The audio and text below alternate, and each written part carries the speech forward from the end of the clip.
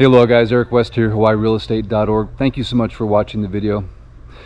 I ask you to do 3 things to help the people of Lahaina. 3 very simple things that you can do that can make a huge difference. Number 1, please like and share the video and subscribe to the channel. It's important that we spread the message. We're being shadow banned and the mainstream media has long since forgotten about this story. Number 2, please write, email, call, text your congresswoman or congressman and ask them for a full investigation into the Maui Lahaina fire and for financial support for debt relief and for ongoing living expenses for those that are affected. The $700 ain't cutting it. And number 3, please give. I'll put a link in the description for people that were affected by this fire that you can give directly to those individuals, even if it's just $5. 100% audience participation would make a huge difference.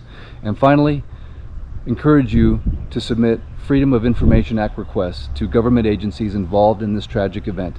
Things like communications between the police officers and dispatch, between the fire chief and the water department, body cam footage. The more citizens that request Freedom of Information Act information, the more they can no longer deny giving us the information that is rightfully ours. So please do that. It's very simple, and thank you for your support.